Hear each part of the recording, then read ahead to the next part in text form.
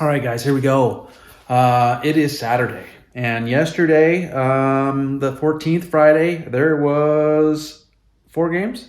We're going to talk about those 4 games, do a quick recap of those, and we're going to talk about today's games. There's a bunch of games on tap today, Saturday. So big get day in the NHL today. We're going to go over all that stuff. I want to talk a little bit about a Ducks prospect. And I want to talk about you got to stick around to the end because my Pacific Division final standings prediction is next. It's at the end. So you got to stick around, okay?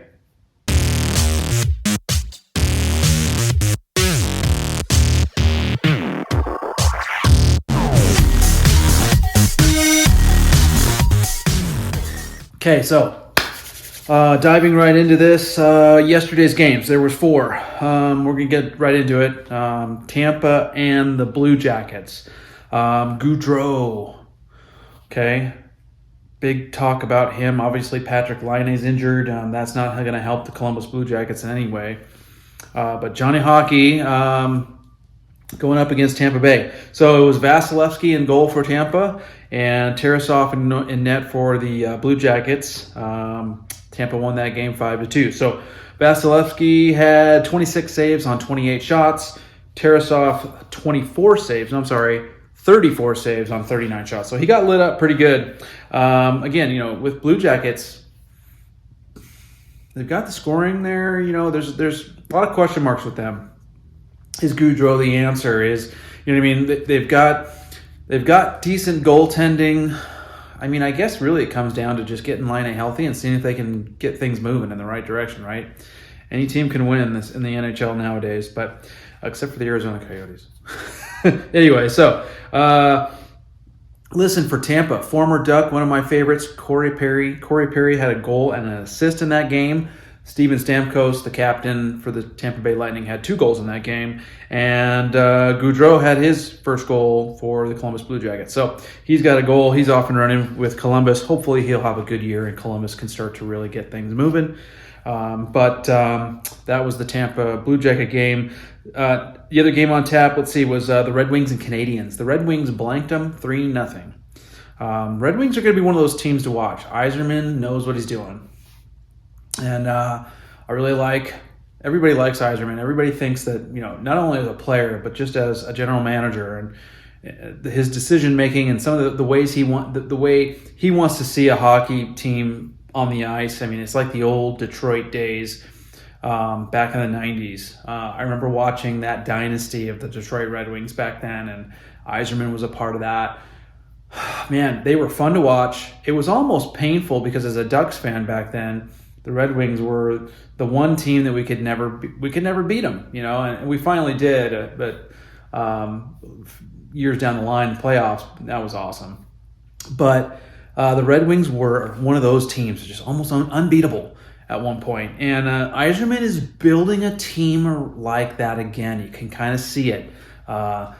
He's really into the European players like from Sweden and even Russian players too, and that kind of thing. So you can see where he's trying to go with this, and I think his vision is kind of like what he had when he was a Red Wing in the back in the 90s. So I think that's where he's going with it. Long story short, Red Wings are going to be one to watch for sure this year to see what kind of steps they take this year. In the next few seasons, they're going to end up being back at the top of the NHL. You watch. Canadiens won 3-0. Husso was in net for the Red Wings. He had 28 saves on 29 shots. Jake Allen. I like Jake Allen a lot. If he can get back to his old self, and it's not so much his old self, just if he can stay consistent. He's a good goalie. If he has good support in front of him, and he can stand on his head. He did it even though they lost. He had 38 shots peppered at him. He only let 1 in, technically. So he had 37 saves on 38 shots. Those other 2 must have been empty netters. I didn't see that game. So, but long story short, the Red Wings are going to be one of those teams you're going to want to watch. And you never know. This year they might make some big steps forward. We'll see. But third game yesterday, Jets and New York Rangers. New York is off to an amazing start. 2-0. They go into Winnipeg. on the second half of a back-to-back, and they lost. Hellebuck was in the goal for the Jets. Yaroslav Halak was in net for New York, obviously, because the second game, so backup Halak gets put in there. Halak didn't do so hot. He had 30 saves on 33 shots, and Hellebuck stood on his head. He had 40 saves on 41 shots, so he did a good job there. Scheifele had a couple of goals in that game, and Kyle Connor had a goal in that game. So, the Jets are one of those teams. They're going to be on the cusp. They're going to be like potential wild card squeak in, or might not quite make it. It's going to be one of those years for them, I think. But it's all about goaltending for them, like it is with most teams, really. If you guys haven't figured it out, I'm a big believer in goaltending. Defense and goaltending wins championships. Okay, that is how you win the cup, people. Goaltending and defense. But anyways, Jets 4, New York Rangers 1. Last game on the list for yesterday was the return of Brent Burns to San Jose. Carolina Hurricanes taking on the San Jose Sharks in San Jose. Carolina won it 2-1, so barely got it in there. I think Sebastian Aho had the game-winning goal in the third period on that one. Antti Raanta was in net for Carolina. He only had 19 shots to face, and he only let one in, so he had 18 saves. And then Reimer was in net for the Sharks. He had 33 saves on 35 shots. So kind of a low-scoring affair there. But Brent Burns had a little tribute during the game that San Jose did for him. That was nice. He's been there a really long time. But now he's with Carolina. And again, I've said it before, Carolina is my pick to go to the Cup in the East. So today's games. There's a whole bunch of games going on today. It's Saturday, the 15th. And we're going to start with Ducks and New York Islanders. Okay, my Ducks are in New York. Today's the first game of their big road trip, taking on the Islanders. Florida and Buffalo are going to go at it. Vancouver and Philadelphia are going at it today as well. Arizona and Boston are going to go at it. Boston will probably win that one. It's at home anyway for Boston. That'll be an easy one. Detroit and the Devils are going to go out. That should be a good game to watch if you guys can watch that one. Detroit and New Jersey. Montreal and Washington. The Caps in Montreal. That'll be another good one to watch. I think that would be a good one. Here's a really good one. Canadian teams going at it. The Ottawa Senators and the Toronto Maple Leafs. That's going to be a good game. I did read that Matt Murray is injured. He's probably not going to play tonight. I don't know how severe it is. I think it's just kind of a day-to-day evaluation type thing, but Matt Murray's got something going on with him, groin or something like that. But Ottawa and Toronto today, and then let's see, Tampa Bay and Pittsburgh are going at it. Columbus and the Blues. The Blues haven't played a game yet. This is their first game. Most teams have already played 2, some 3 already. Blues have not played a game yet. This is their first game of the year. So Colorado and the Blues are going to go at it. The LA Kings and the Minnesota Wild are going to go at it today. The Predators and the Stars. Again, they just played. But the Preds and the Stars are going to go at it again today. Vegas and Seattle. Ooh, man. I've talked about it before. Seattle, they're fun to watch. It's hard to say where things are going to go with them because it could go really well, kind of like it did with Vegas, for the last couple of years there, or the first couple of years, I should say, when they came into the NHL as an expansion team. Now, Seattle didn't have quite that year last year that Vegas did, but this year could be that year for them. You just never know. They've made some changes. I could do a whole video just on the Seattle Kraken and the changes they made and that kind of thing, and probably should. But Vegas and Seattle, and I think this is in Seattle, so this is their first home game of the year. They've already played the Ducks and the Kings on the road, so it's gonna be a good game to watch, folks. Chicago and the San Jose Sharks. That's probably the one you don't want to watch unless you're a Chicago fan or a San Jose Shark fan. And then Battle of Alberta. The Calgary Flames are going to be in Edmonton and taking on the Oilers. So that's going to be a good one. If you're going to watch any games today, that's definitely one you're going to want to watch. If you're a Ducks fan, you got to watch the Islanders game, Ducks and Islanders. There's a lot of good games out there today. So get on the telly. It's Saturday. Grab a bowl of chips and some beer. Watch some hockey. What else is there to do, really? That's the best thing right there. All right, so moving on. I want to talk a little bit about Ducks prospect that I haven't really talked about very much in previous videos, but he's off to a really good start in the minors and the OHL, and I want to just touch on it, talk about him briefly, because this kid is good. You talk about the Ducks prospect pool, especially on the defensive side. Owen Zellweger comes to mind, right? Owen Zellweger, kid's going to be amazing. I can't wait to see him in a Ducks uniform, not preseason, but actually playing. Basically, let's just get into it. Mintyukov, okay, we drafted him. He was the 10th overall pick in this last summer in the 22 draft. Mintyukov, not only was he a highly touted offensive defenseman, and the Ducks grabbed him at number 10. They liked what they saw there. He is off to an amazing start. He plays for Saginaw in the OHL, and he is already, he's only 6 games into this, okay? 6 games so far. In the very first game, okay, for Saginaw, he had a goal and 4 assists. That's 5 points in the first game, okay? And in these 6 games total, he leads the OHL in points. This is a defenseman we're talking about, okay? Not some flashy forward, a defenseman. He leads the OHL currently. Now that'll change, I'm sure. But he leads the OHL currently in just 6 games with 13 points. What a great start for this kid. He looked really good in preseason. I liked a lot of the things I saw. I always feel with younger players coming right out of the draft, 18, 19, it's better to give them that opportunity to get stronger, get a little bit better, work on their skating, work on their physical strength and body. Because when you're young and you're 18, 19, you're typically not big enough to handle a lot of the NHLers. They're big guys, and you get outworked and overpowered. So it's good to let them develop and get stronger and get bigger. Sometimes you can get away with that, and you can be 18 and jump right in and be good enough to just go for it. I think it's good, though, to develop these young guys, let them gel and become stronger and, just better players overall by putting them back in the minors, by allowing them to continue to develop and until they're ready. Throw them in too soon, sometimes things go south and things don't work out right, and next thing you know, you're on another team, or you never end up playing the NHL again or something crazy like that. But it doesn't matter. Mintyukov is off to a great start in Saginaw. I can't wait to see this kid in a Ducks uniform on a rate with Zellweger, Drysdale. Guys, come on, right there. Those 3 names alone.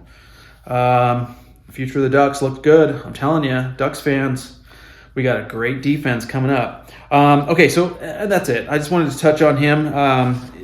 Moving on, I wanted to touch on, and I've done all 4 divisions, I wanted to do 4 division rankings, and I've done 3 already. I did the Atlantic, the Metropolitan, and I did the Central. It's been a little bit, but I'm going to end it with the Pacific Division, of course. So this is going to be my Pacific Division standings rankings, okay, my final rankings or prediction for where the teams are going to end up at the end of the year, okay? So 1 through 8, I always start at the bottom, number 8, and work my way to number 1. So number 8 in the Pacific Division for me is the San Jose Sharks. San Jose, I'm not a big San Jose fan just because they're a rival of the Ducks. I like to see them not do well. I know that sounds bad, but as a Ducks fan, I like to see them not doing well. In years past, San Jose was one of those teams that it was a good battle. I'm not sad to see them down and, not doing as well as they used to. Now, they still have some great names and players on their team. I don't know. They have a halfway decent team. Erik Karlsson on the blue line, but is there really anything else to work with in the defense that's worth talking about? Not really, in my opinion. They've got some players, Logan Couture, Timo Meier. They've got some players. They can put the puck in the net. They really do. It just doesn't seem like San Jose is the San Jose of old. Ever since the Pavelski left and Burns now is gone. You know, I mean, the dynamic of this team that used to be really good and consistently competitive and in the playoffs is no longer there, in my opinion. So I think they're on the cusp of, I don't know if you want to call it a rebuild, but things need to change. I mean, obviously they're doing that. They moved Burns. They've got a new GM. So I think you're going to see a lot of changes in San Jose in the next couple of years to try to get back into more of a contender. So they're coming in 8th this year. That's my prediction for the San Jose Sharks. Number 7. This is a hard one for me because the Pacific Division just in general is a really strange division. Anything could really happen. What I predict could be completely off, except for maybe the top 2. But I have a feeling there's going to be a lot. It's not going to come out the way I'm predicting it because I couldn't even really. The other divisions were a little bit easier for me. The Pacific, I was like, I don't know. But I have number 7, the Seattle Kraken. Now, I like the Seattle Kraken a lot. I like their team. I like what they've done in the offseason. I like their goaltending tandem. There's a lot to like about the Seattle Kraken. There really is. But can they take that next big step with these additions, stay consistent, stay healthy, and do something with it? And try to move up in the standings to a point where they can, potentially be close to a playoff spot. I don't know. I personally think that they're off to a good start. At some point, I think this is going to kind of derail, and it won't be. They're going to fall back in the standings. So I have them at number 7. That could easily be a higher number, easily. But I have them coming in at number 7 at the end of the year. Vancouver, number 6. Vancouver fans, I'm sorry. Look, Bruce Boudreau, you got him for a full season this year, unless he flops, and then they'll probably say, see you, buddy. But he's always done well in the regular season. I've talked about this before. He was a Ducks coach for a while. He was Washington Capitals before that. Where did he go? He went to Minnesota, I think, for a little bit. So he always does well in the regular season. He's a great coach. It's the postseason that he has issues with. For me, Vancouver is Thatcher Demko, legit, ready to go, number 1. He's still a young goaltender. I don't think he's entered his prime yet. I think there's a lot of learning curve, experience that needs to happen for Demko. Is he a legit number 1? Absolutely, and he's going to get even better, in the next few years. But is he ready right now to be consistently that number 1, carry the load, shoulder the load, and get them to the playoffs? I don't know. Is he? Comment below. Tell me what you think. Please. I want to hear it. I absolutely do. But I have Vancouver coming in at number 6. Number 5 for the Pacific Division, my Anaheim Ducks. I feel like the Anaheim Ducks have made enough improvements over the offseason. And if they have, look, it all comes down to a strong start for the Ducks. If the Ducks can have the same kind of start they had last season, but then continue with it, don't lose the momentum, keep it rolling. Remember, last year there was the Olympic break, All-Star break, COVID hit again, and a lot of players had COVID protocol issues where they weren't playing. So there was a lot of that going on throughout the NHL. But specifically with the Anaheim Ducks, when they got to that point and there was these COVID and then these extended breaks, it just derailed their entire momentum that they had built up in the beginning part of the season. So to me, that was what the factor that led to their demise in the second half of the season. But if they can put it together, have another strong start like they did last year, I feel like the Ducks are going to be that middle-of-the-road team this year, a big step forward, probably not going to make the playoffs, but a big step forward to potentially next year maybe squeaking in and getting into the playoffs. So we'll see. They could surprise me and get to the playoffs, and I really hope that happens. I do. Or they could surprise me and tank. I just don't know. It's all about coming together as a team and having a strong start. So number 5 for the Anaheim Ducks. Number 4, the Vegas Golden Knights. The big question mark for me for Vegas is their goaltending. I don't know what's going to happen there. Who really does anymore in the NHL? But when you don't have a true number one out there, standing on his head and racking up those wins, it becomes an issue. They have no doubt a strong offensive and defensive team. They're going to be a good team. It's just the goaltending. They've already got a shutout so far. Thompson had a shutout. So if they can build on that and continue to, have good goaltending, and they're going to be able to put the puck in the net, they're a good, strong team. So Vegas, for me, goaltending is the issue. Number 4 is where I have them. That could change. That could change. They may not make the playoffs again this year. Maybe they do worse than I think. But anyways, long story short, I have them coming in at number 4. At number 3, I have the Los Angeles Kings, the crosstown rival of the Ducks. LA Kings, look, they're a good team. They've added Kevin Fiala to the mix. So they've improved their team big time just with that addition alone. For me, the 2 question marks for the Kings. Quinton Byfield, when's he going to become that? He was the number 2 pick overall for the Kings a few years back. He hasn't really shown me, personally, watching him play, anything that's closely related to a number 2 pick overall. You know what I mean? So is Quinton Byfield finally going to have a breakout season? Is he going to start or have a big improvement, a jump in that production, and show us that the Kings did the right thing by taking him number 2 overall? You know what I mean? So Byfield's a big question mark for me, and I think he's the X factor for them, getting him over the hump and being more successful in the playoffs. Kevin Fiala is going to help as well, but Byfield, man, that guy has the potential, but where is it? We have yet to see it. And then Jonathan Quick. Jonathan Quick is a great goaltender. He's been around a long time. He's getting to the end of his career. Can he continue at his age, be consistent enough to carry the Kings into the postseason and deeper than just first round?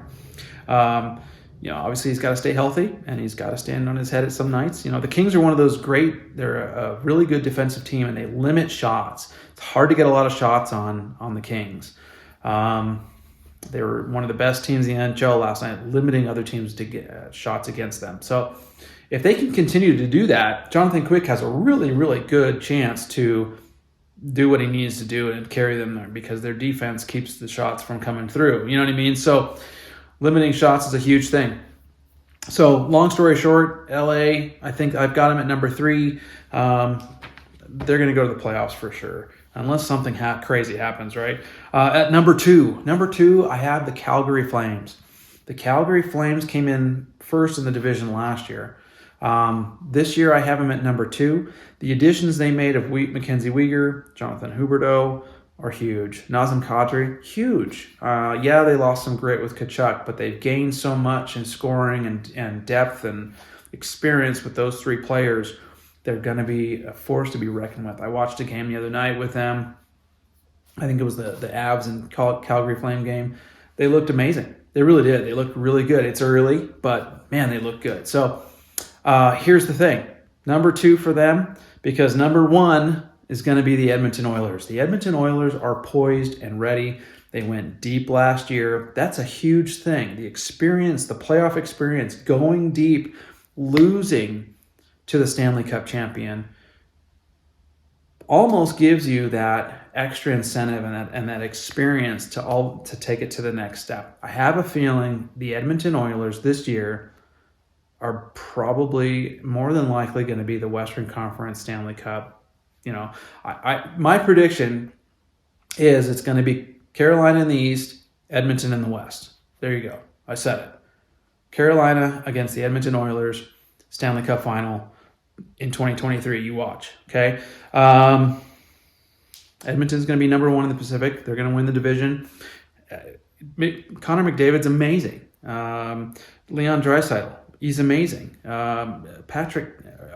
Evander Kane, he proved last year that he could still do it, and he had an amazing playoff run too, as far as point production. As long as that guy stays out of trouble and focuses on hockey, holy cow. And then, of course, now they've got Jack Campbell. Okay, if Campbell proves to be what Edmonton needs him to be, this team is cup bound. I mean, think about it, guys. Just look at it. Darnell Nurse on the defense side. You know what I mean? I mean, there's so many things to this team that it's their turn. It's time. It really is. It's time. I think it's Edmonton's turn to go to the Cup and try to win it. So, anyways, long story short, there's my Pacific Division rankings, with Edmonton topping it off at number 1 and winning the division. So, hey, listen, guys. As always, thanks for coming to the channel and viewing this video. Thanks for all your support. You can support me even more if you just go down and like the video and subscribe. I need more subscribers. That's really the key right now, is just gain some subscribers. So that way, when I put up new videos, you'll see it and you'll go, and you'll go check it out. But listen, I'm a Ducks fan. I talk a lot of Ducks hockey, but I also talk about the NHL as a whole. Because, hey, let's face it, I am a hockey fan. That's really what it comes down to. But like and subscribe down below. Thanks for watching, you guys. Really appreciate it. I'll see you next time, okay? See you.